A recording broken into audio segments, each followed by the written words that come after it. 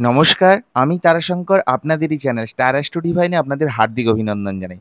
আজকের জ্যোতিষীয় আলোচনা কিন্তু খুবই বিশেষ করে যারা বৃশ্চিক রাশি এবং বৃশ্চিক লগ্নের জাতক জাতিকা তাদের জন্য। কারণ দেবগুরু বৃহস্পতি অতিচারী গতিতে দীর্ঘ ১২ বছর পর কিন্তু আপনাদের রাশির অষ্টম ভাবে প্রবেশ করতে চলেছে পুরো ১ বছরের জন্য। ১৫ই মে ২০২৫ দেবগুরু বৃহস্পতি রাশি পরিবর্তন করবে। থাকবে পুরো ১ বছর। ফলে আপনাদের লাইফে এই অতিচারী দেবগুরু বৃহস্পতির এই অষ্টমভাবে গোচর আপনাদের লাইফে কিন্তু বড় পরিবর্তন নিয়ে আসবে। কি সেই পরিবর্তন? সেই পরিবর্তন আপনাদের লাইফের উপর কতটা ইফেক্ট ফেলবে সেটাই নিয়ে কিন্তু আজকে আলোচনা করব।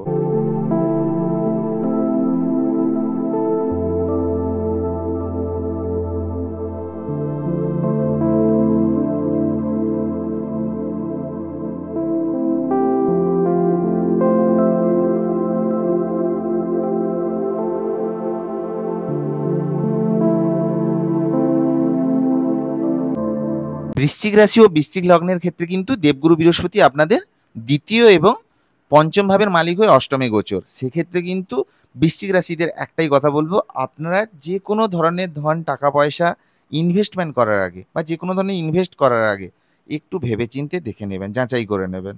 কারণ আপনার অর্থস্থানের মালিক কিন্তু অষ্টম হাউসে যাচ্ছে। অষ্টম হাউস কিন্তু সাডেন লসকেও কিন্তু বোঝায়। তাই একটু ভেবেচিন্তে কোথাও ইনভেস্টমেন্ট করবেন। তবে ধরুন আপনি যদি ইনভেস্টমেন্ট ব্যাংকার হন বা ধরুন আপনি এই যে কোনো ধরনের পোর্টফোলিও ক্রিয়েট করার কাজ করেন বা ধরুন ইনভেস্ট করার কাজ করেন বা ধরুন যে কোনো ধরনের আধ্যাত্মবিদ্যা, গুপ্তবিদ্যা, তন্ত্র, মন্ত্র, জ্যোতিষ প্রভৃতি রিলেটেড ফিল্ডের কাজের সঙ্গে যুক্ত। তাহলে কিন্তু এই গোচর দেবগুরু বৃহস্পতির এই অষ্টমী গোচর আপনাদের জন্য গ্রেট টাইম বয়ে নিয়ে আসবে। আপনাদের জন্য ভালো সময়। আদারওয়াইজ শুধু টাকা পয়সা ইনভেস্টমেন্ট করার আগে একটু ভেবেচিন্তে নেবেন বৃশ্চিক রাশির জাতক জাতিকারা। তাছাড়া এই সময় কিন্তু আপনাদের বাণীকেও কিন্তু একটু নিয়ন্ত্রণে রাখতে হবে।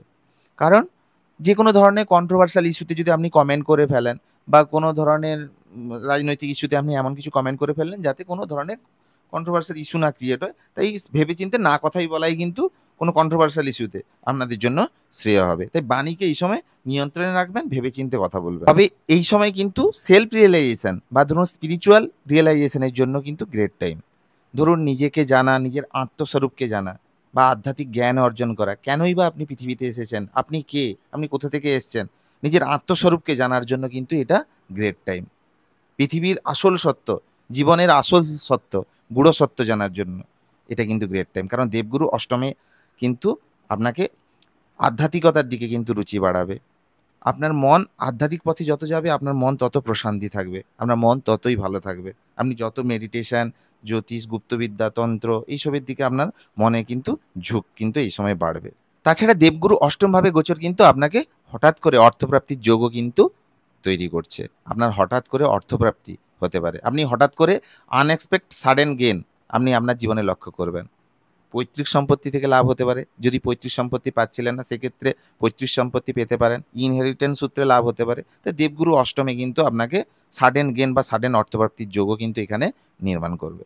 তাছাড়া বৃহস্পতির দৃষ্টি এখানে আপনাকে যে কোনো ধরনের শঙ্কা বা যে কোনো ধরনের ভয় বা যে কোনো ধরনের গুপ্ত শত্রু বা যে কোনো ধরনের সমস্যা থেকে কিন্তু দেবগুরু বৃহস্পতি এখানে আপনাকে রক্ষা করবে।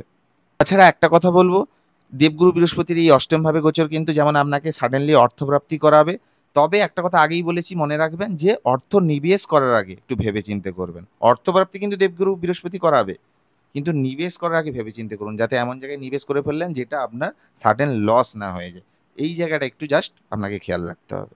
তাছাড়া দেবগুরু বৃহস্পতির দৃষ্টি পড়ছে কিন্তু আপনাদের দ্বিতীয়ভাবে, বিশেষ করে যারা আধ্যাত্মিক ফিল্ডের সঙ্গে যুক্ত বা ধরুন যারা যে কোনো ধরনের মন্ত্র জপ করেন, জপ মেডিটেশন করেন বা স্তোত্র পাঠ করেন, তাদের একটা কথা বলবো, অষ্টমভাবে দেবগুরু বৃহস্পতি কিন্তু আপনাদের দ্বিতীয়ভাবে দৃষ্টি দিচ্ছে। দ্বিতীয় ভাব হচ্ছে আপনার বাণী ভাব। তাই আপনার বাণী কিন্তু সত্য হয়ে যেতে পারে। তাই যে কোনো ধরনের কথা বলুন ভেবে চিনতে বলুন, সেটা খারাপই বলুন বা ভালোই বলুন। কারণ বাণীকে কিন্তু সত্য করিয়ে দেয়। অষ্টমভাবে যখন দেবগুরু বৃহস্পতি গোচর করে আপনার দ্বিতীয় ভাবেকে দৃষ্টি দেবে।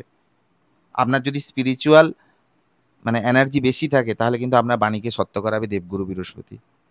তাই একটু ভেবেচিন্তে বাণীকে নিয়ন্ত্রিত রেখে ভেবেচিন্তে কথা বলাটাই আপনাদের জন্য শ্রেয় হবে।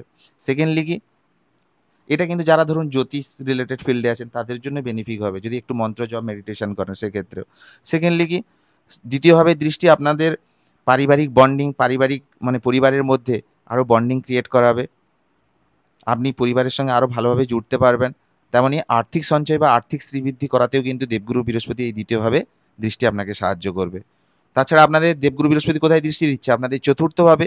আর চতুর্থ ভাব হচ্ছে আপনার বাহন, গাড়ি, বাড়ি, ফ্ল্যাট প্রভৃতির যোগও তৈরি করছে। আপনি বাড়ির রিনোভেশন বা বাড়ি করতে বা যে কোনো ধরনের গাড়ি, বাড়ি কিনতে, ফ্ল্যাট কিনতে, জমি, ল্যান্ড কেনার ক্ষেত্রে, এক্ষেত্রে তারও যোগও কিন্তু নির্মাণ করছে। মায়ের সঙ্গে বন্ডিংও এখানে বাড়াবে।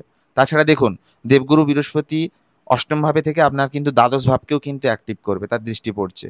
ফলে আপনি যদি যে কোনো ধরনের আধ্যাত্মিকতা বা স্পিরিচুয়াল বিষয়ের সঙ্গে যুক্ত থাকেন, তাহলে কিন্তু আপনার মনকে প্রশান্তি মিলবে। আধ্যাত্মিক ফিল্ডে যুক্ত থাকলে মন কিন্তু শান্ত থাকবে। স্পিরিচুয়াল কিন্তু গ্রোথ এখানে আপনাকে দেবগুরু বৃহস্পতি দেবে। যারা স্পিরিচুয়ালের দিকে যেতে চাইছেন তাদের জন্য কিন্তু গ্রেট টাইম। আধ্যাত্মিকতায় কিন্তু এখানে দেবগুরু বৃহস্পতি আপনাকে উন্নতি দেবে। এবার বলি, আরও ভালো ফল পেতে দেবগুরু বৃহস্পতি আপনারা কি করতে পারেন? না দেখুন, ন্যাচারাল জোডিয়াকের থার্ড ভাব মানে তৃতীয় হাউস, সেটা হচ্ছে কমিউনিকেশনের ভাব, সেখানে দেবগুরু বৃহস্পতির গোচর। এই ক্ষেত্রে যদি আপনারা যে কোনো ধরনের মন্ত্র পাঠ করেন, মন্ত্র জপ করেন, মেডিটেশন করেন বা মন্ত্র উচ্চারণ করেন, সেটা আপনাদের জন্য বেনিফিক হবে। আপনি তার পজিটিভ ঊর্জা সহজেই উপলব্ধি করতে পারবেন, যেটা আপনাদের জীবনের পথের প্রদর্শক হবে, জীবনে এগিয়ে যাওয়ার ক্ষেত্রে আপনাকে সাহায্য করবে। সেকেন্ডলি কি, যদি নারায়ণ কবচ বা বিষ্ণু সহস্রনাম পাঠ করেন, এটাও আপনাদের জন্য খুবই লাভদায়ী হবে। যদি এটা না করতে পারেন তাহলে শ্রবণ করুন। এবার বলি, যদি ভিডিওটি ভালো লাগে অবশ্যই চ্যানেলটিকে সাবস্ক্রাইব করুন এবং পারলে কমেন্টে রাধা রাধা লিখুন, কারণ একটা রাধা নাম আপনার অনেক পাপকে বিনষ্ট করতে পারে। তাই রাধা রাধা লিখুন। ভালো থাকুন, সুস্থ থাকুন, লাইক কমেন্ট করতে ভুলবেন না। রাধে রাধে, জয় জগন্নাথ।